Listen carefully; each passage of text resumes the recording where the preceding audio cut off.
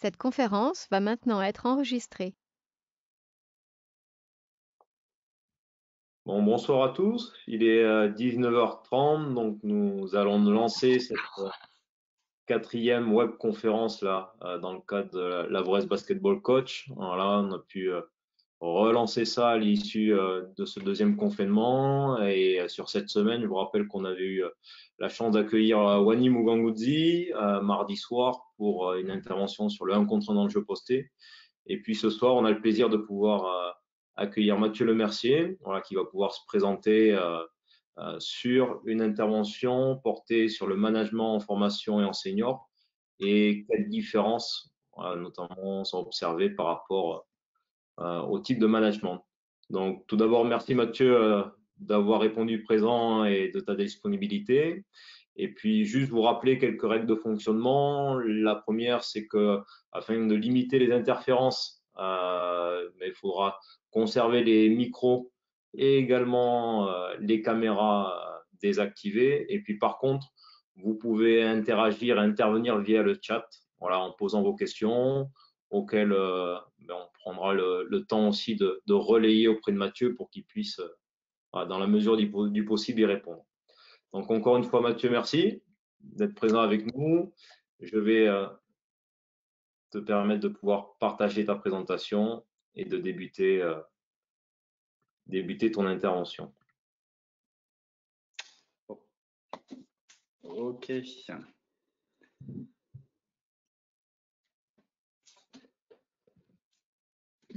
Ok, merci déjà à toi, à vous, David, et puis c'est avec grand plaisir que j'ai répondu favorablement à votre sollicitation. Donc bonjour à tous dans un premier temps.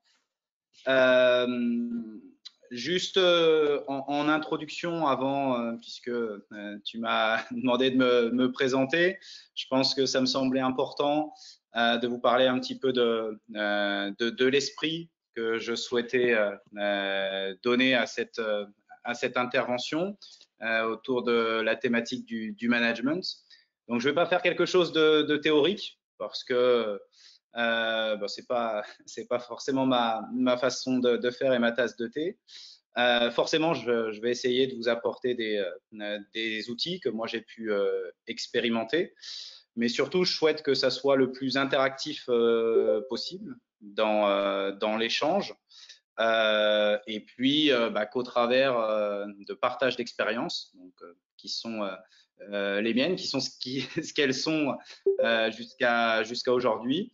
Voilà, j'espère contribuer un petit peu, et dans les deux sens aussi, vos expériences à vous, à nous faire avancer, je sais pas, mais au moins réfléchir sur cette thématique du management. Voilà. Juste, du coup, pour aller dans ce sens-là, ce qui me semble intéressant au travers de ma petite présentation du parcours d'entraîneur, notamment jusque-là, c'est que vous puissiez faire le lien pour mieux comprendre ce que je vais vous présenter après derrière. Voilà, donc je suis manceau d'origine, j'ai toujours baigné dans le basket. J'ai eu la chance d'être dans un milieu basket dès le plus jeune âge, voilà, assez mature et beaucoup observateur. Ça, c'est, je pense, quelque chose d'important. Et je suis devenu entraîneur dès mes 15 ans sur différentes catégories, garçons comme filles, et y compris de mon âge. Voilà. Donc ça, c'est pareil dans le management, c'est quelque chose qui n'a pas forcément été simple, mais qui était intéressante, puisque à l'époque où moi j'étais cadet, j'avais des cadets aussi dans un club au Mans. En parallèle de ça, j'ai passé les différents diplômes, donc le BE1 très jeune à 20 ans, et surtout j'ai eu une opportunité, c'est celle de pouvoir rentrer au centre de formation du MSB, en ayant les cadets France du SCM pendant 6 ans. Et en parallèle de ça, responsable technique du club amateur. Voilà. Donc la vie associative au sens large, quand je parle de management, je pense que c'est quelque chose de passion, m'intéresse. Après, toujours avec cette idée c'est pas pour parler de moi, mais c'est pour faire le lien avec ce que je vais vous dire derrière. Bon, j'ai eu la chance de gagner très tôt, puisque j'ai fait le doublé cadet, championnat et coupe, alors que j'avais que 21 ans. Je vivais les choses à fond, sans forcément avoir de recul et de maîtrise, notamment par rapport au management de ce que je faisais. Donc, je fonctionnais beaucoup par rapport à ce que j'avais pu observer, puis au feeling, tout ce qui est essai-erreur dans le principe. Par contre, ce qui est sûr, c'est que très vite et très tôt, et c'est pour ça que je fais ce métier, mis en avant l'aspect humain. Voilà, j'ai tout de suite su que c'était une donnée importante dans mon activité au quotidien auprès des jeunes dans un premier temps. Voilà, ensuite j'ai passé le DES. Pour moi, c'est vraiment là où, en ce qui concerne le management, tout a commencé, je ne sais pas, mais en tout cas, c'est là où j'ai le plus appris. Du coup, j'étais le Benjamin de la promo et paradoxalement, c'est pas forcément sur les aspects théoriques que j'ai le plus appris, mais c'est dans tout ce qui est échange informel, parce que j'avais quand même des vieux routards, c'était les premières promos de DES, et dans le partage d'expériences et des rencontres également. C'est ça pour moi qui fait la force et qui m'a permis de me construire. Ensuite, je suis parti au Havre. Là, pendant 2 saisons, ce qui était la grande différence avec avant, c'est que j'étais en responsabilité en tant que directeur technique du centre de formation et puis en charge de l'équipe espoir. Ça, c'est la première différence. Et la deuxième, c'est que je suis rentré dans le staff pro. Donc, j'ai pu côtoyer à la fois des joueurs professionnels à l'époque, c'était la Pro A, puis la Jeep Elite, et commencer aussi au contact et au travers des échanges, des rencontres, à me construire, notamment avec un coach pro à l'époque qui était Eric Bartesheki, et que pour la petite anecdote, j'ai retrouvé au Mans par la suite. Voilà, donc ça m'a permis d'analyser, d'échanger, de rencontrer. Et puis, de l'aspect humain, on va dire qu'après, derrière, je suis passé à l'aspect cohésion. C'était le fil rouge, le fil conducteur, et c'est ce qui m'a permis de me construire aussi sur cette thématique. Voilà, après pour finir sur les différentes expériences de mon parcours, j'ai eu la chance de poursuivre 1 an à Saint-Quentin en Pro B. Donc, ce qui est bien, c'est avec un autre entraîneur, Jérôme Navier, une autre structure complètement différente de ce que j'avais connu. Et un autre championnat, à la fois les jeunes en National 3 et surtout un championnat de Pro B qui, par rapport aux jeunes que j'avais, correspondait davantage, puisque les jeunes qui sortent de centres de formation aujourd'hui, on en retrouve une grande majorité sur ce championnat Pro B. Voilà, ensuite, je suis revenu au MSB, 3 années, fort de toutes ces expériences. Forcément, moi, plus abouti sur ce que je suis en tant qu'entraîneur. Je suis revenu à la tête des espoirs.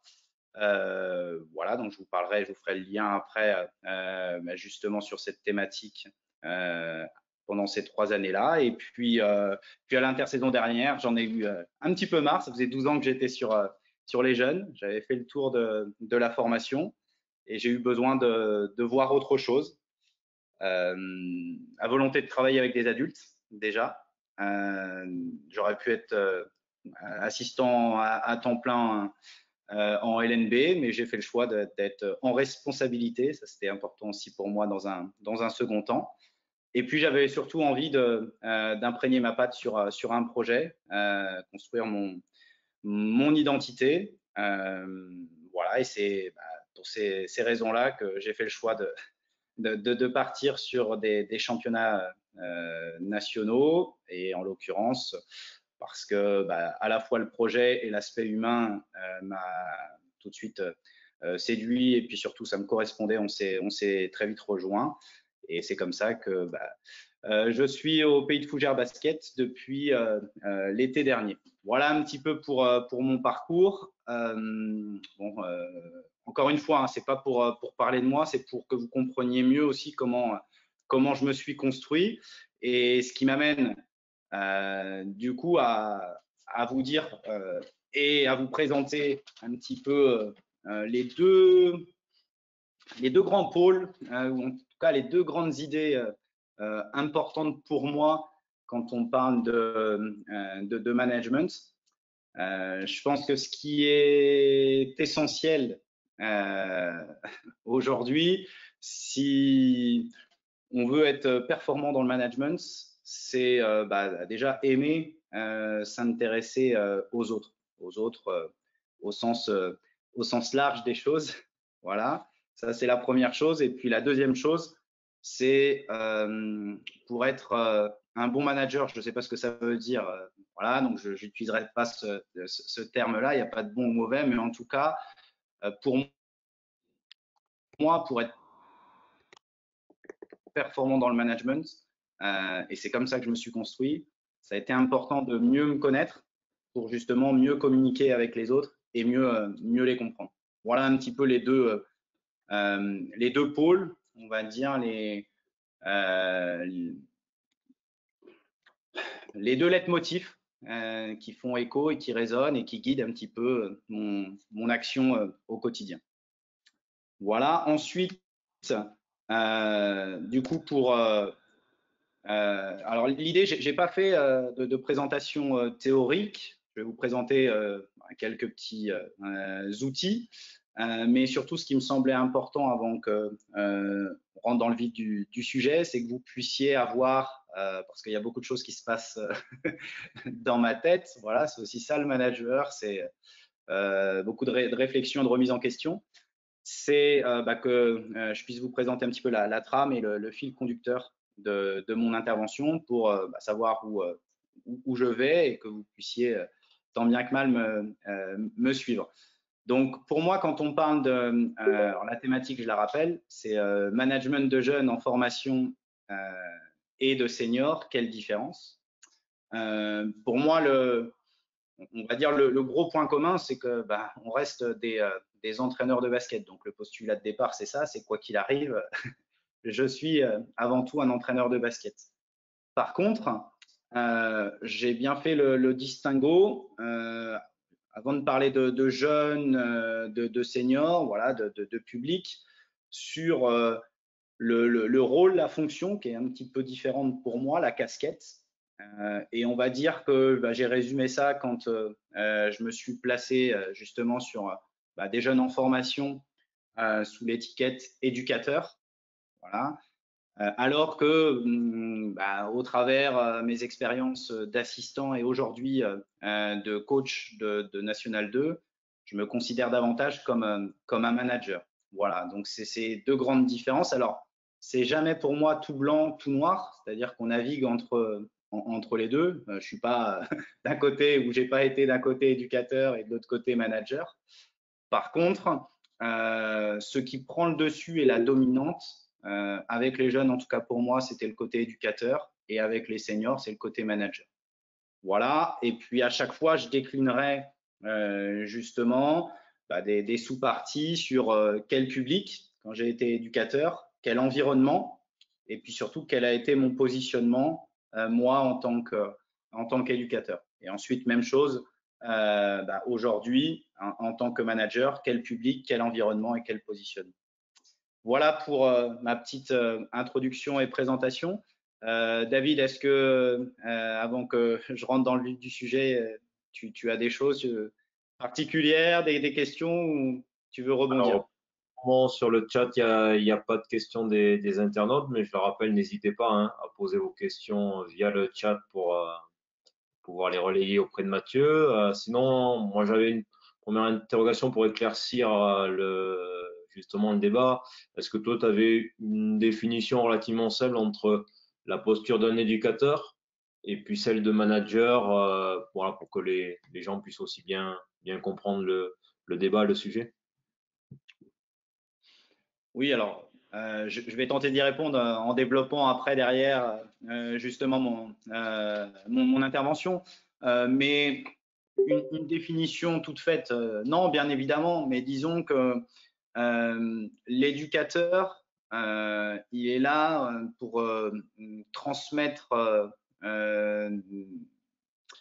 des choses, des valeurs au-delà du basket, on va dire, et que l'éducateur, il est là aussi pour pas que faire des joueurs de basket, pour faire des hommes, voilà.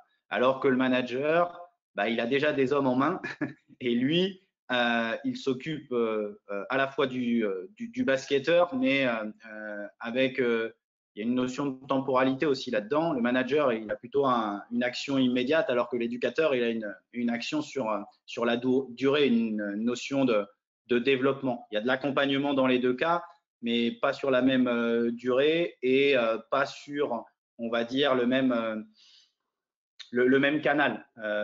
Voilà un petit peu, pour moi, la grande différence au départ. Je vais décliner ensuite, mais c'est vraiment ça. Et le manager, aujourd'hui, ce qu'il a en plus, c'est justement un côté global. Voilà, de plus en plus, l'entraîneur, manager, coach, bah, il a une casquette, une dimension. On va voir, les staffs sont de plus en plus étoffés. Voilà, faut savoir fédérer, déléguer, avoir une vision un peu globale, alors que l'éducateur, il est davantage centré sur l'individu, et notamment des jeunes, pour les accompagner dans leur développement dans la durée. Voilà un peu. Est-ce que j'ai répondu à ta question avant de démarrer? Très complet, je te remercie, puis je te laisse continuer ta présentation. Ok, merci. Donc sur le côté éducateur, et notamment par rapport au public, ce qui est important de prendre en compte, c'est justement que c'est des jeunes joueurs et des jeunes tout court d'ailleurs, en plein développement. Et du coup, c'est une période de transition avec énormément de changements. Donc la notion d'âge est importante puisque ça change très très rapidement bah, au cours de l'adolescence. Après, ce qui me semble important justement dans le management et dans cette posture d'éducateur, l'objectif premier, c'est de les amener, de les accompagner vers l'autonomie et la responsabilité. Voilà, alors ça fait bien comme ça, c'est des grands mots, mais en tout cas, c'est ce qui a guidé mon action. Et pour ça, ça prend forcément du temps. Et c'est pas toujours bah, ce qu'on a. Et souvent, et de plus en plus, on veut aller de plus en plus vite. Voilà. Donc, eux changent vite, mais justement, pour les amener à l'autonomie et la responsabilité, ça demande du temps. Comment ça se traduit pédagogiquement au quotidien? Je pense que c'est important pour les jeunes d'avoir des repères et des habitudes. Voilà, donc dans le management, c'est ça. En tout cas, lorsque j'étais sur les centres de formation, c'était notre fil conducteur qui permettait justement d'amener aussi de la stabilité pour ces jeunes. Donc repères et habitudes. Après, il faut prendre en compte bah, les influences actuelles qu'ils ont, c'est-à-dire que aujourd'hui, bah, ils sont très portés sur à la fois la culture NBA, donc on ne peut pas y échapper et je pense qu'il faut s'adapter quand on est éducateur de jeunes en formation aujourd'hui. Et à la fois, ça c'est davantage sociétal, mais porté sur les écrans. Donc au-delà des réseaux sociaux, il y a beaucoup de choses dans la communication qui se fait au travers des écrans et bon, ça, on va sans aller trop loin, mais ça induit aussi sur leur comportement. Disons que quand il y avait des temps libres et des loisirs avant, bon, ils passaient du temps, j'en sais rien, à jouer, ça fait un peu vieux con, mais aux cartes, au baby, au billard, etc. Aujourd'hui, ils passent beaucoup de temps sur les écrans et à jouer en ligne. Donc ça, c'est des changements, des transformations qui sont aussi, qui peuvent paraître simplistes comme ça et anodines, mais qui sont aussi importantes à prendre en compte. Ensuite, par rapport au public, ils passent plus de temps avec nous qu'avec leur famille. Voilà. Donc, ça, c'est pareil, sans être le papa ou le grand frère de substitution, on peut pas être stricto sensus l'entraîneur, c'est pas possible. Il y a tout un accompagnement à avoir. C'est forcément un public qui, en parallèle, mène des études. Donc, il y a cette notion de double projet aussi à prendre en compte. Et puis, sur la vie au sens large, même s'ils sont souvent enviés, jalousés, mais bon, quand on fait venir en immersion des jeunes, on va dire lambda, qui sont avec eux au lycée, pour se rendre compte de leur vie de sportif de haut niveau, on s'aperçoit que c'est pas si simple que ça, notamment par rapport à tous les loisirs, on va dire, les temps libres et les sollicitations, surtout à cet âge-là, que les autres, eux, les ont aussi, mais disons qu'ils ont moins de temps à y consacrer. Ils sont sous pression. Alors, le cadre sportif est structurant, mais c'est sûr que forcément, ça amène à des concessions et des sacrifices pas simples à prendre en compte pour eux. Voilà, par rapport au public, je pense c'est important de rappeler ces choses-là et de les prendre en compte parce que ça conditionne aussi notre action au quotidien auprès d'eux. Je vais y revenir après dans mon positionnement. Ça, c'est un petit peu général et c'est le public aujourd'hui. Mais ce qui est important aussi quand on est manager, c'est l'adaptation, parce qu'on est dans un milieu, on fait de l'humain et l'humain est mouvant. Et on va dire que les jeunes que j'ai pu rencontrer il y a 10-15 ans maintenant, c'est plus les mêmes. En tout cas, ça a évolué qu'aujourd'hui. Et je pense que c'est important, on verra au travers d'une petite interview tout à l'heure, c'est important de prendre ça en compte. Sur la partie environnement, aujourd'hui, il y a de plus en plus pour eux, autour d'eux, dans leur environnement, de personnes, de référents, on va dire, d'intervenants différents, contrairement à il y a 10 ans. Alors, les parents sont toujours là et c'est leurs premiers interlocuteurs depuis toujours. Bon, forcément, je suis pas père aujourd'hui, mais à vieillir, je me rends de plus en plus compte. C'est quelque part lourd pour les parents puisqu'ils confient à la base à des personnes qui ne connaissent pas leur enfant. Et du coup, les enfants passent plus de temps avec cette personne-là qu'avec eux-mêmes. Donc, bon, ils ont des liens. Aujourd'hui, c'est très facile. Mais comme ils viennent pour la plupart de loin, forcément, il y a cette donnée à prendre en compte. Et nous, au travers des bilans trimestriels, oui, certes, ou au travers des matchs, bon, c'est important d'avoir le bon positionnement justement avec les familles pour comprendre aussi leur position sans forcément rentrer dans un jeu qui peut parfois être pervers ou malsain. Voilà. Surtout qu'aujourd'hui, c'est aussi, on va dire, sociétal, mais de plus en plus, l'exigence du sport de haut niveau est toujours la même. Sauf que le rapport avec les parents a évolué dans ce sens où on va dire qu'avant, ils comprenaient davantage l'exigence, alors qu'aujourd'hui, ils mettent en avant et en priorité le confort de leur enfant. Voilà. Et souvent, c'est un public, les parents qui ne connaissent pas forcément ce que représente justement le quotidien de leur enfant et les exigences du haut niveau. Donc, en termes de langage et de communication, c'est pas toujours si simple que ça. Comme je disais, ils ont de plus en plus ces jeunes de référents. Et surtout, contrairement à il y a 10 ans, l'entraîneur n'est plus l'interlocuteur principal pour ces jeunes. Dans l'environnement, qu'est-ce qu'il y a à prendre en compte également? Il y a les agents, puisque aujourd'hui, ça a toujours existé. Et je trouve que c'est une chose des moments importants de leur carrière. Mais les agents sont de plus en plus présents et surtout de plus en plus tôt. Voilà, c'est ça qui change. On va dire que aujourd'hui, le jeune fait davantage confiance à l'agent qu'à son entraîneur. Voilà, donc encore une fois, c'est pas, je ne porte pas de jugement là-dessus. C'est juste des constats qui sont importants de prendre en compte, il me semble, parce que forcément, ça modifie, nous, notre positionnement en tant qu'éducateur. Pourquoi l'explication que je trouve à ça, pourquoi plus confiance en l'agent qu'en l'entraîneur?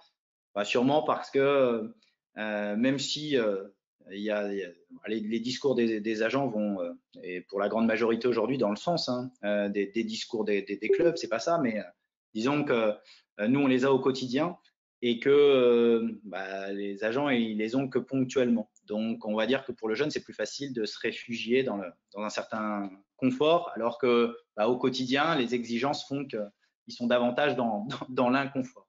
Voilà un petit peu pour les agents. Puis après, il y a d'autres référents aujourd'hui qui sont venus se rajouter. Il y a les entraîneurs individuels, voilà, qui se développent énormément. Il y a quelques années, ils n'étaient que sur le domaine physique. Aujourd'hui, de plus en plus, les entraîneurs individuels au sein d'une équipe, d'un club, quelque part quand même, il faut le rappeler, mais des entraîneurs individuels sur le plan technique. Donc ça aussi, il faut le prendre en compte.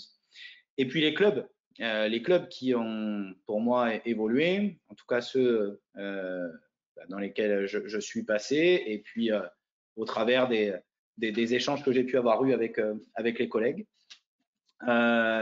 Puisque, oui, la concurrence est de plus en plus rude. Il y avait beaucoup moins de monde qui misait sur la formation il y a quelques années. Donc, forcément, le recrutement est de plus en plus ardu. La compétitivité aussi de la Jeep Elite est croissante. Et puis après, il y a des données forcément économiques. Bon, voilà, aujourd'hui, les droits, les retombées, on va dire, pour les clubs par rapport à l'investissement sur les indemnités de transfert et les jeunes en formation. Dans le basket, bon, c'est quand même très, très pauvre, en tout cas très en retard par rapport au foot, hormis la NBA. Voilà, donc encore une fois, il n'y a pas que la culture des jeunes qui se fait outre-Atlantique, il y a aussi maintenant, je trouve, l'approche des clubs. Voilà, par rapport à l'environnement. Après, sur la notion, j'y reviens pour répondre à ta question tout à l'heure, la notion de temporalité, où pour moi, pour former, il faut du temps. Voilà. Et aujourd'hui, le paradoxe, c'est on vit dans un monde où tout, et on n'y échappe pas au niveau du basket et des jeunes en formation, où tout va de plus en plus vite. Voilà. Donc, on doit composer, naviguer avec tout ça, et c'est pas toujours simple. Pour illustrer mon propos sur le public et l'environnement, j'avais juste envie de vous partager une petite interview, ça dure 30 secondes, d'après-match. C'est tout récent, c'est un des jeunes français top prospect, montant du moment. Il joue à Lasvel, Mathieu Strazel. Alors Mathieu, faut le dire à l'américaine, Mathieu Strazel. Du coup, après sa plus grosse perf depuis qu'il joue avec l'équipe première de Jeep Elite de Lasvel. Voilà, il y a quelques semaines contre Orléans. Donc je vais vous laisser regarder et puis peut-être après réagir, commenter. Moi, je vous donnerai juste mon sentiment, c'est pour illustrer le propos que je viens de tenir.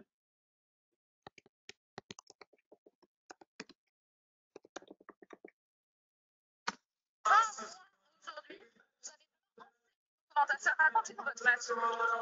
un match qu'on a essayé de prendre de la meilleure des manières. On a bien commencé. On voulait tout faire pour redresser la barre en Jeep Elite parce qu'on a eu un début difficile. Donc c'est ce qu'on a essayé de faire. On jouait dur, on a redressé la barre en deuxième mi-temps et ça s'est bien passé. À Boulogne, là, on nous propose un surnom Strazel Féric, ça vous plaît? Je fais pas attention à tout ça. Je me concentre sur moi. Je travaille avec mon coach individuel et voilà, j'essaie de faire au mieux chaque match. Merci beaucoup. Pas de souci, au revoir. Voilà. du coup, avant que moi je vous dise un petit peu ce que j'en pense, mais je pense que ça illustre bien tout ce que je vous ai dit avant sur l'évolution. En tout cas, pour moi, ça m'a parlé. Vraiment, c'était très, très impactant et marquant. Bah, peut-être, est-ce qu'il y a quelques réactions, des questions, ou David, toi, me dire peut-être Pour le ce que ça moment, te procure, tu vois, comme sentiment en voyant cette interview. pour le moment, non, pas de questions particulières, mais je vous le rappelle, hein, n'hésitez pas à les partager sur le chat en direct. Par contre, moi, je voulais revenir sur justement la notion de référent que tu as parlé, alors aussi pour que ça puisse faire le lien avec les personnes qui assistent à l'intervention et qui auront l'occasion de la revoir après, nous, sur nos réseaux sociaux. C'est vrai que les agents ou les entraîneurs individuels dans les associations, c'est des référents qui sont, on va dire, un peu moins présents, notamment dans le milieu amateur, mais par contre, sur la notion des parents aussi, qui sont les premiers intermédiaires des fois auprès des jeunes pour avoir des informations qui permettraient de mieux les accompagner, notamment dans leur pratique.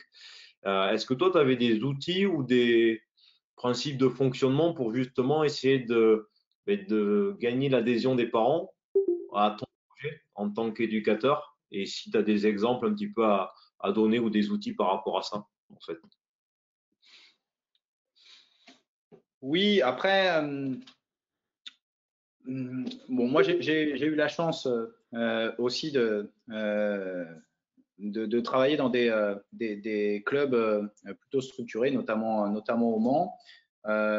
Donc sur le côté gestion des parents, l'interlocuteur, c'était le directeur du centre de formation, Philippe Desnaux. Et je pense que ça, c'est important. Et c'est quelque chose qui peut être décliné à l'échelle associative. Ce qui a été mon cas à l'époque où j'étais responsable technique du club amateur, le SCM, ou au travers de d'autres structures que j'ai pu côtoyer qui n'étaient pas aussi développées en termes de moyens humains. Je pense que c'est important d'avoir un directeur ou je ne sais pas comment on pourrait l'appeler, un coordinateur au sein de chaque club et association technique. Et du coup, je pense que ça permet à la fois d'harmoniser les discours, qu'ils soient d'ordre projet technique, contenu, ou sur l'identité, les valeurs, les habitudes de club. Je pense que c'est important de travailler notre force. On est quand même une corporation, c'est au sein du club. Je pense que le pire, c'est de s'isoler. Voilà. Et je ne connais pas d'entraîneur qui entraîne que tout seul dans son club, où ils sont très rares. Donc, c'est plutôt échanger avec l'ensemble des entraîneurs et, si possible, parler d'une seule et même voix. Et c'est ça qui renforce le positionnement auprès des parents. Et du coup, le pare-feu du responsable technique, bah, ça permet sur des sujets, puisque bien évidemment, l'interlocuteur, c'est l'entraîneur, que ce soit la semaine sur les séances ou au match le week-end. Mais disons, il faut leur en donner un peu, donner à manger, mais pas trop. Voilà. Donc, si on peut éviter de parler quelque part de technico-tactique, bah, je pense que c'est une très bonne chose. Voilà. Par contre, les préoccupations des parents par rapport au bien-être de leur enfant, ça c'est important, être à l'écoute dans l'échange, mais avoir un bon équilibre, un bon positionnement, rester assez neutre. Déjà le vouvoiement, je pense que c'est important. Et puis après sur peut-être des problématiques plus précises, ou quand ça commence à être un peu malsain, c'est un bien grand mot, mais rentrer justement dans cette bulle que l'entraîneur doit se mettre, parce que c'est lui qui est entraîneur, et les parents doivent aussi lui faire confiance quand il les amène au basket. Je pense que c'est important d'avoir ce pare-feu, de les renvoyer vers le référent technique du club. Voilà. Je pense que ces choses-là, il n'y a pas d'outils miracles pour moi, mais c'est des choses qui me semblent importantes, voilà, dans la relation et le positionnement par rapport aux parents. Ok, très bien. Merci de ta réponse. Je te laisse continuer dans ce cas-là. Ouais. Merci. Oui, donc par rapport, juste pour finir sur l'interview de Strazel, moi, ce qui me, tout de suite, ce qui me fait écho, c'est, bon, bien évidemment, il parle de son entraîneur individuel avant tout. Voilà, avant le staff, avant ses coéquipiers, ses entraîneurs, le côté équipe. Et puis, mais on peut pas lui en vouloir. Hein. Quelque part, c'est très propre, on va dire.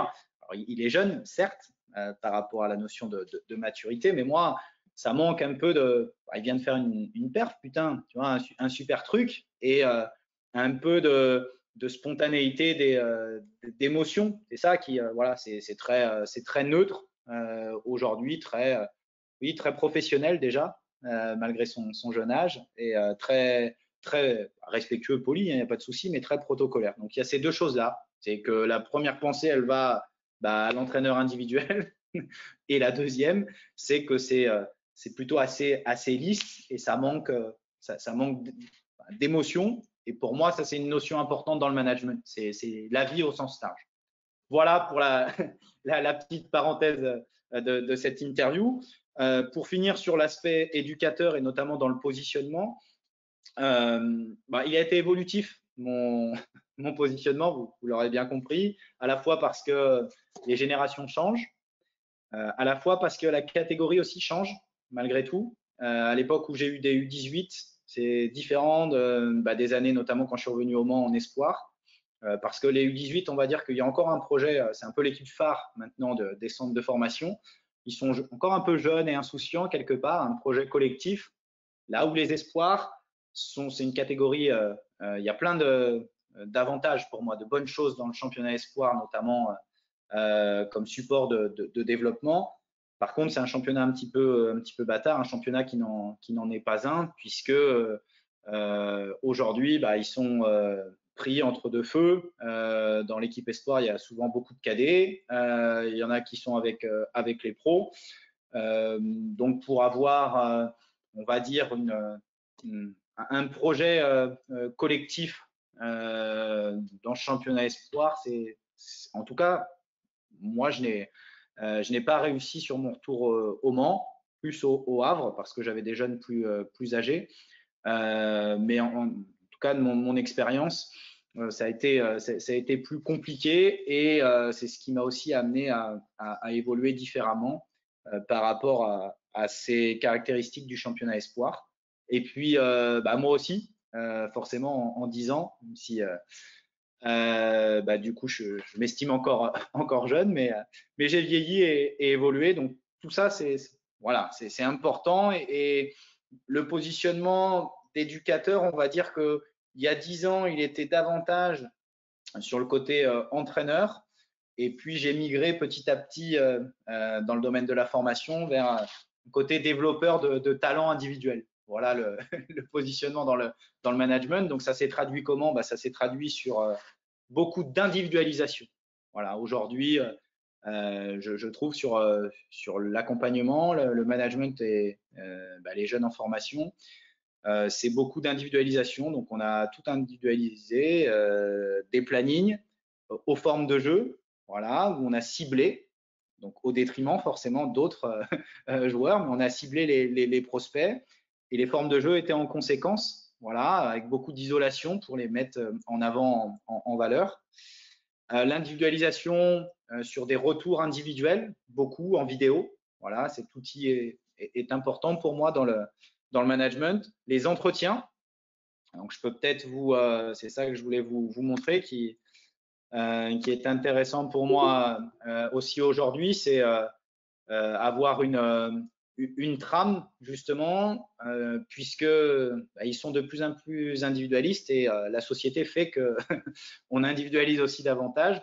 Donc, au travers des entretiens, c'est ensemble avec le joueur déterminer ses objectifs, à la fois de résultats, de maîtrise également, ou de process à court, moyen et long terme. Voilà. Donc, on utilisait beaucoup cette fiche-là lors des entretiens.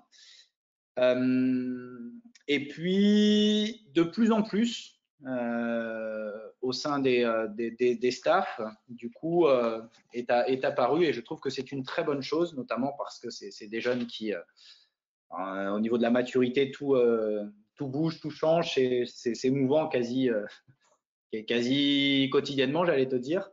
Donc, on a introduit le psychologue ou le préparateur mental, qu'il n'y avait pas forcément il y a quelques années. Il y avait le préparateur physique, maintenant il y a le préparateur mental et le psychologue, notamment chez les jeunes. Je pense que c'est important. Voilà, donc le positionnement, il a été évolutif. Et disons que pour faire le lien avec mon parcours du début, forcément moins de résultats collectifs, mais plus de résultats individuels, puisque sur mon retour au Mans, malgré tout, en 3 ans, aujourd'hui, on a sorti 2 mecs qui ont moins de 20 ans et qui jouent déjà en JP Elite. Voilà, alors après, forcément, les clubs en veulent toujours plus, donc ils aimeraient avoir le beurre, l'argent du beurre. Voilà, il y a une notion, encore une fois, d'image et de compétitivité. Mais c'est une réalité dans le positionnement qui a changé.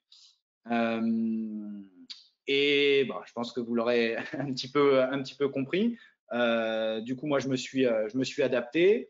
Je ne regrette rien, mais aujourd'hui, je suis plus forcément en phase avec ce qui peut se faire et la tendance actuelle, justement sur le management des jeunes joueurs en formation. Donc, il n'y a pas 36 000 solutions. Hein. Pour bien manager, ce qui est important, c'est garder de la fraîcheur. Donc, à chaque fois au cours de mes différentes expériences, à l'époque, après 6 ans à la tête des cadets au Mans, j'ai fait le choix en parallèle de reprendre une équipe U13 en région. Ça m'a permis aussi de remettre un petit peu de vie et de peps. Ensuite, j'ai été voir d'autres contextes, voilà, d'autres expériences. Et puis aujourd'hui, à l'été dernier, du coup, j'ai basculé sur une autre fonction. Voilà, parce que pour bien manager, pour moi, c'est important d'être en accord avec soi-même et puis de garder cette notion de fraîcheur.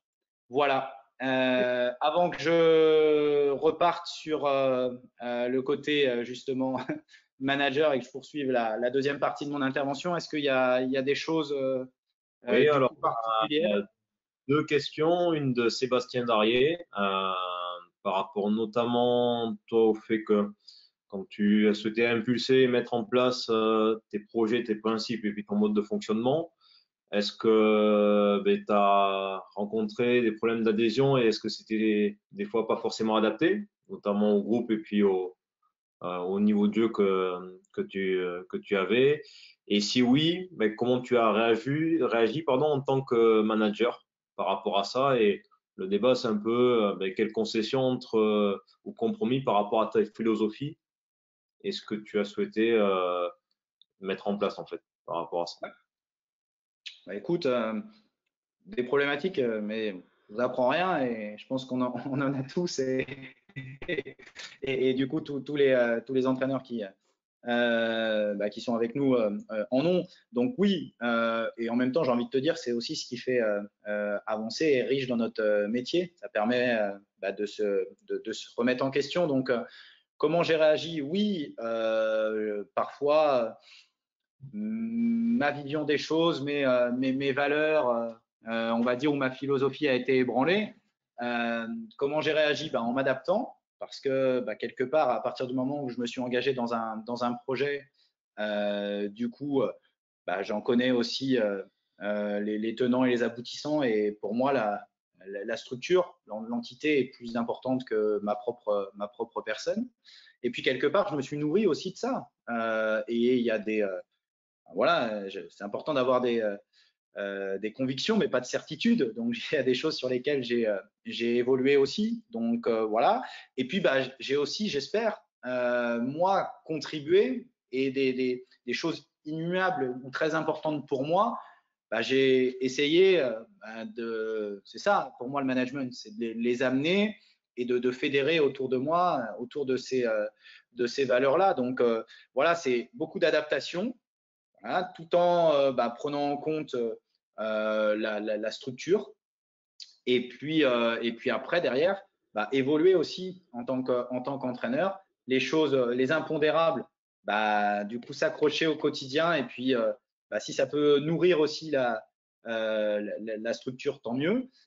Et puis, moi, évoluer dans ma position d'entraîneur. Et la dernière chose, c'est ce que je disais là, c'est l'évolution, c'est qu'à un moment donné, on vit dans un monde mouvant. Et puis même pour moi, quand on est manager, il faut garder de la fraîcheur.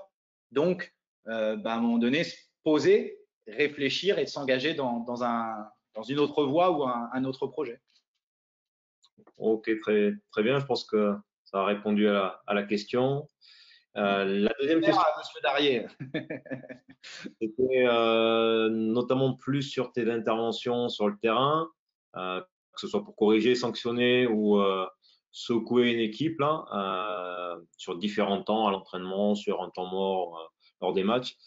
Est-ce que tu fonctionnes de manière différente dans ta manière de parler, d'échanger ou ton attitude sur le banc ou est-ce que tu concernes la même attitude en tant que coach, quoi? J'imagine que ça, c'est plus voilà, aussi à destination des joueurs et des interventions plus individuelles et des interventions auprès du groupe de manière collective. C'est parfait, tu me fais ma transition justement avec le côté manager.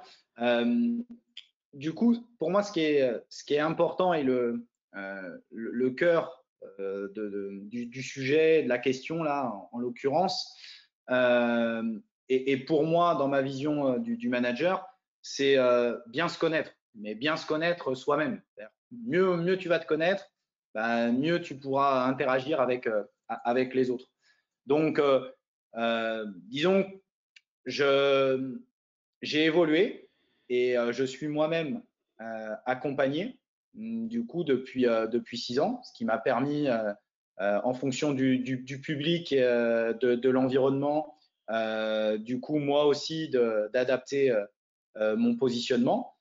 Et puis, je vais vous parler de ce que je vis de plus en plus actuellement et plus précisément depuis l'été dernier, puisque la fonction est complètement différente pour moi entre l'entraîneur, l'éducateur sur des jeunes en formation et aujourd'hui l'entraîneur-manager du Pays de Fougères Basket en National 2. Avant de m'engager dans cette nouvelle fonction, j'ai pris le temps de me poser et justement d'écrire un petit peu les choses. J'ai profité du confinement pour ça, mais pour savoir à la fois qui j'étais et puis surtout qu'est-ce que je voulais. Bien évidemment, au-delà de l'homme, mais surtout de l'entraîneur, parce que ça faisait 12 ans, je me suis construit au travers les différentes expériences dont je vous ai parlé, des rencontres aussi. J'ai eu cette chance-là, c'est-à-dire que je comptais la dernière fois, j'ai pu côtoyer de près ou de loin 6 coachs professionnels, voilà, avec 6 personnalités différentes et 6 manières de faire différentes. Voilà. Après, pour moi, le plus important, aujourd'hui, fort justement de ces expériences et de ces rencontres, c'est d'être moi-même, mais justement de savoir qui je voulais être et puis qu'est-ce que j'avais envie de transmettre dans ma position de manager. Donc, ça m'a amené à m'interroger sur mes motivations, ma vision des choses, voilà, du basket, on va dire, au sens large. Et puis, du coup, ce travail sur moi, ça permet au quotidien de guider mon action auprès des joueurs professionnels ou semi-professionnels que j'encadre et je manage aujourd'hui. Donc, je pense que une des réponses, si ce n'est la première, c'est justement faire ce travail de mieux se connaître soi-même. Après, c'est important aussi le choix du projet. Du coup, ça revient à ce qu'on disait tout à l'heure, c'est-à-dire une notion d'identité. Pour être performant dans le management, il faut être en phase, je pense, avec le projet dans lequel on est. Il faut se rejoindre sur des valeurs notamment. Ce travail-là m'a aussi permis, ça guide tout quelque part, dans le choix des hommes. Voilà, au-delà du choix du projet, après le choix des hommes, notamment dans le recrutement, parce que manager aujourd'hui une équipe d'adultes, une équipe professionnelle, j'ai envie de te dire que le management, il est Ça, c'est une grande différence avec les jeunes en formation. C'est que du coup, le management, il est à 60-70% aussi dans le recrutement et le choix des hommes. Voilà, donc cet aspect humain. Et puis après, du coup, ça guide mon action dans mon management quotidien. Et c'est vrai que mon identité, moi, d'entraîneur, est beaucoup basée sur cet aspect cohésion. C'est-à-dire, il y a le management individuel. Et disons que sur l'aspect éducateur et jeune en formation, j'étais davantage dans l'accompagnement et l'individualisation des choses, on va dire. Alors que là, j'ai plus une vision globale et collective, voilà, sur cette notion de cohésion. Vas-y, Ok, David. très bien. Ouais.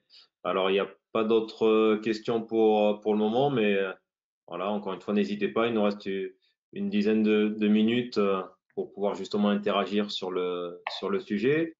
Moi, j'avais une première question, notamment par rapport au fait que, mais notamment sur le temps de compétition, la performance, donc gagner un match, perdre un match, ça a une influence aussi sur le comportement des joueurs, voilà, et puis aussi de l'environnement. Et je voulais justement avoir toi ton positionnement sur en tant que manager. Est-ce que ça amène à changer des choses pour toi?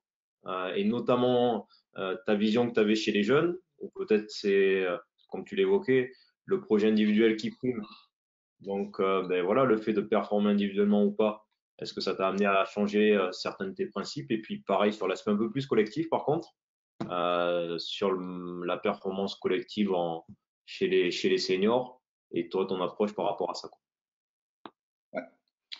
Ouais. C'est sûr que c'est clairement pour moi deux fonctions ou missions différentes. Voilà. Et notamment par rapport à la fois la finalité et la temporalité. C'est-à-dire que aujourd'hui, forcément, je suis moins dans le développement et davantage dans le résultat collectif.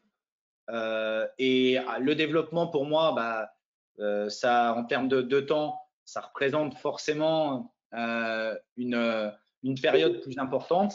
Là où, avec l'équipe de N2, la temporalité, c'est une saison. Voilà, donc c'est un côté plus immédiat, je ne sais pas, mais au moins à moyen terme et à moins long terme que des jeunes en développement, avec une notion, effectivement, la finalité en jeune, c'est de l'amener vers un niveau supérieur et le meilleur niveau pour chacun possible. Là, aujourd'hui, j'ai envie de te dire que c'est une équipe, voilà, et c'est pas l'amener vers un niveau, c'est de l'amener vers un résultat collectif.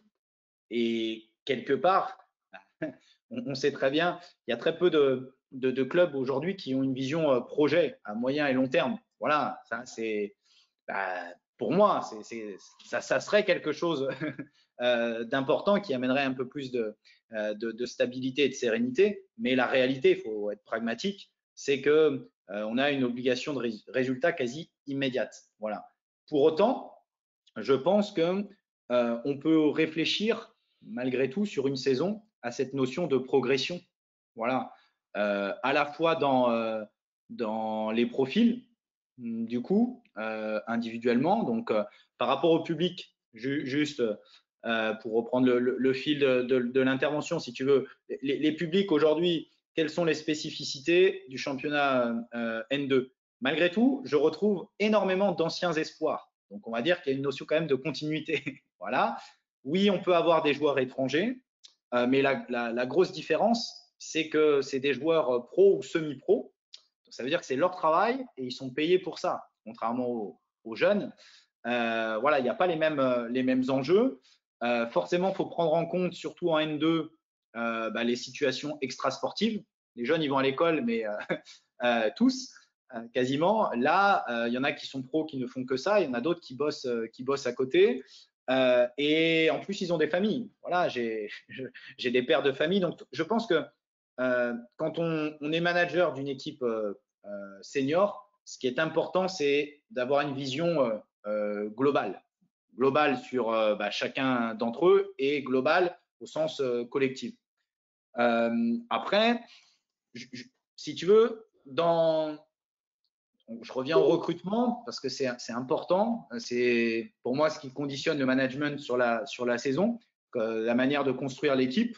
Moi, j'aime bien l'équilibre. Donc, quand je te parle de progression, aujourd'hui dans mon équipe, pour moi, c'est pas la même chose entre un jeune qui est juste en post-formation, voilà, qui a peut-être 23 ans, et puis mon vieux briscard dans l'équipe qui a bourlingué, qui a déjà l'expérience des niveaux supérieurs, mais qui a 37 balais. Donc, tu vois, c'est s'adapter aussi, s'adapter au profil. La notion de management, elle est liée étroitement, je trouve, avec les seniors à la notion de hiérarchie. Voilà, c'est important pour moi pour que l'équipe fonctionne bien, d'établir, et ça c'est ma posture de management. Bien évidemment, ça va dépendre, il faut être cohérent avec les performances, mais la définition des rôles de chacun au départ, cette notion de complémentarité aussi, bien définir le management, c'est les attentes. Voilà, que à la fois chacun sache ce que j'attends d'eux, voilà, pour performer et pour aider l'équipe à gagner, chacun individuellement, et que l'ensemble de l'équipe le sache. Et puis le projet de jeu aussi, c'est-à-dire qu'on part, c'est une aventure à minima d'une saison, donc c'est plus court, c'est différent de la formation, mais du coup, il y a une évolution, en tout cas c'est réfléchi comme ça dans ma tête, entre le début et la fin de saison, c'est savoir en termes de projet de jeu où je veux aller, où je veux les amener, et puis surtout comment. Donc voilà un peu tu vois, pour répondre à la question, c'est forcément différent parce que le public est différent, mais du coup, la progression pour moi existe toujours. La finalité est différente et la temporalité aussi, mais la progression existe toujours. Juste parce que je vois qu'il nous reste 5 minutes pour illustrer ce que je viens de te dire là et vous faire partager la fin de mon intervention justement sur ma vision du management, alors davantage là auprès des adultes, et en l'occurrence l'exemple pour moi de l'équipe N2 du Pays de Fougères Basket. Du coup, je différencie bien quand on est manager d'adultes ou d'équipe senior, on va dire. C'est important de traiter à la fois les joueurs, mais également le staff et les dirigeants. Donc, voilà un peu les caractéristiques qui me représentent, c'est-à-dire cette notion de responsabiliser. Ça reprend ce que j'ai dit, les leaders.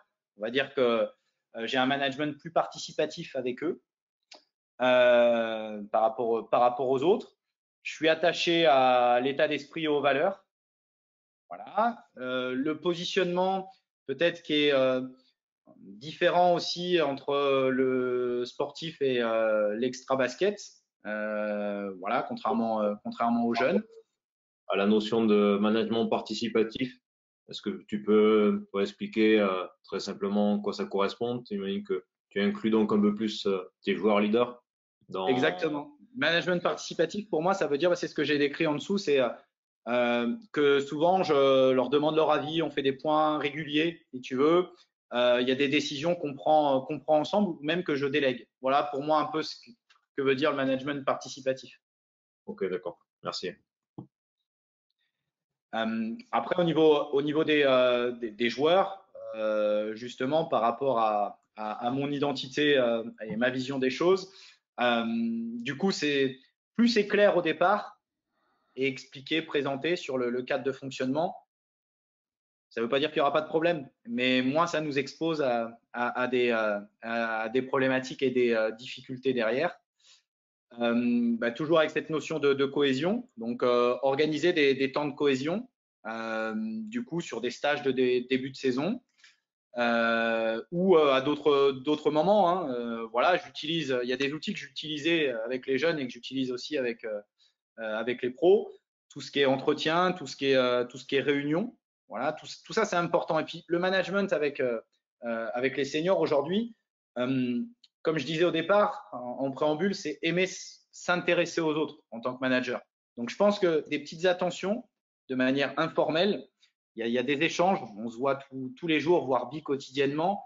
Donc, prendre des nouvelles, voilà, de leur vie à côté, de ce qu'ils peuvent faire, de leur famille, de leurs enfants. Toutes ces choses-là, ça contribue aussi à renforcer cette relation, le lien et cette cohésion, à fédérer aussi autour, à la fois parce que c'est ma personnalité, mais surtout avec cette notion de performance et de cohésion collective. Voilà, et puis ce que je disais, prendre en compte aussi leur situation extrasportive avec un bon positionnement et un bon équilibre surtout. Voilà pour les joueurs. Ok. Il y avait une dernière question pour qu'on puisse être dans les temps de la part d'Aurélien sur justement, tu l'as un petit peu abordé, la gestion de conflits et comment tu étais amené à le gérer justement entre une mésentente entre un joueur et toi, et est-ce que tu répondais à chaud ou prenais le temps de recul nécessaire pour en échanger avec le joueur? Donc voilà, quelle est un peu la méthode en fait de gestion de conflit que toi tu mettais en place dans cette situation-là? Il y a différents types de conflits, du coup, mais allez, pour donner des grandes généralités, forcément sur le moment il faut y répondre, mais y répondre c'est pas forcément parler, c'est déjà écouter, voilà, quand il y a quelque chose, et puis souvent, autant que faire se peut, forcément dire quelque chose, mais dire quelque chose, ça peut aussi dire ok, j'ai entendu, on en reparle demain, ce qui permet de laisser le temps effectivement à la réflexion, parce que je pense que pour régler les conflits, ça fait avancer, ça fait partie de la performance pour moi et c'est pas un souci, mais si possible, avoir un petit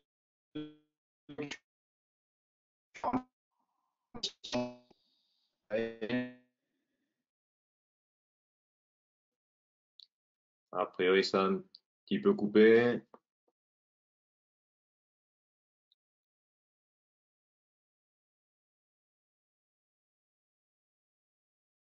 Alors Mathieu, si tu nous entends, je pense que ça doit être un petit problème de connexion. Malheureusement, tu as perdu pour le moment. voire même consultabiliser. Souvent, ça donne une réponse qui est plus pertinente. Ou comment, dans une.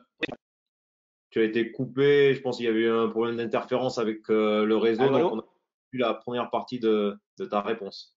Si tu pouvais y revenir dessus. Alors, ouais, je disais pour résumer que pour moi, le conflit faisait partie de la performance, donc c'est pas un souci, au contraire, c'est quand il n'y a pas de conflit que je m'inquiète. Après, il y a différents types de conflits, donc qui, quel joueur, quand, où, comment, si tu veux, tout ça c'est à prendre en compte, mais autant que faire se peut, la réponse au conflit pour moi c'est une posture d'écoute, puisque de toute manière quand il y a un conflit c'est que l'autre ça a dépassé l'interlocuteur en face de soi et souvent le joueur, ça a dépassé, donc c'est un peu la cocotte minute, donc ça déborde, il a besoin justement de déverser, donc c'est pas en répondant souvent qu'on obtient des choses, donc c'est plus cette posture d'écoute.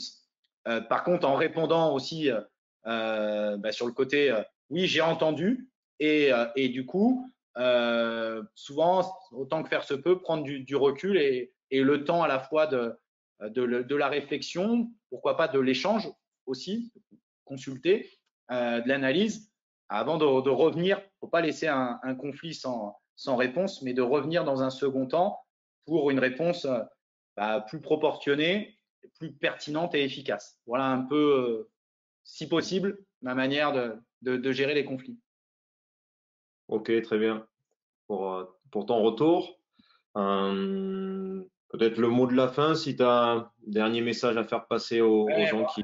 Juste parce que on arrive quasiment, enfin on arrive à la fin de l'intervention, mais moi de mon déroulé, bon, de toute manière je vous laisserai le document, mais il y avait la partie staff aussi aujourd'hui qui est importante avec cette volonté pour moi de déléguer, de fédérer, voilà, et j'aime manager un staff, c'est-à-dire le coordonner, m'appuyer sur les forces vives. Et je pense que c'est essentiel aujourd'hui. Et puis, bah, bien évidemment, quand on est entraîneur d'une équipe professionnelle ou semi-professionnelle, bon, bah, il y a tout un management à la fois des dirigeants, des partenaires et des journalistes de la presse à avoir et qui est tout aussi important de prendre en compte. Voilà, juste pour aller brièvement au bout. Après, bah, le mot de la fin, écoute,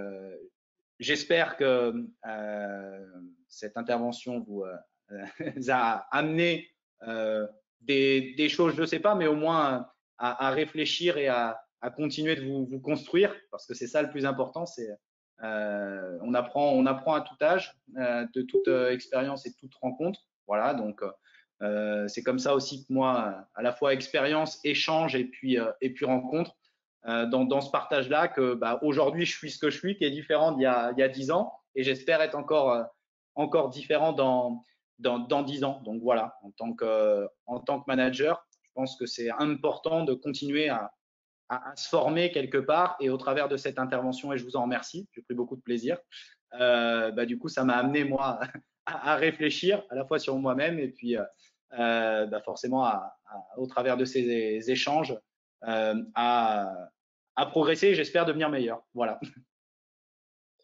Écoute Mathieu, encore une fois, merci à toi pour voilà, ton intervention et le fait aussi que sur ces types de thématiques qui sont complémentaires aux autres interventions techniques qu'on peut avoir, je pense que ça permet aussi d'enrichir les entraîneurs qui ont été présents sur quelque chose qui fait aussi maintenant partie permanente du quotidien d'un entraîneur ou d'un manager.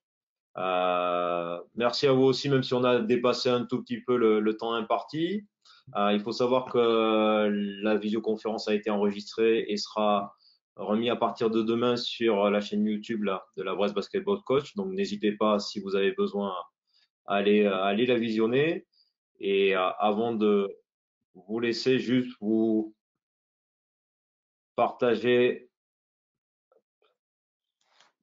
le programme des prochaines web conférences. Donc, à savoir que dès demain, à partir de 16h, on aura justement la possibilité d'avoir une intervention maintenant plus technique sur les fondamentaux offensifs dans une situation d'écran porteur, réalisée par Hans Sellermit, qui est le responsable du centre de formation de Quimper. Voilà, puis après, d'autres interventions qui interviendront à partir du mois de décembre. Je vois que Monsieur Sébastien Legros, qui est coordinateur de l'IRFBP en Bretagne depuis maintenant quelques mois et qui pilote normalement ces temps de visioconférence est parmi nous. Donc Sébastien, peut-être laisser le mot de la fin si tu as un message à faire passer. Non, bah écoutez, je remercie Mathieu, je remercie aussi David de m'avoir remplacé parce qu'on était parti sur d'autres réunions.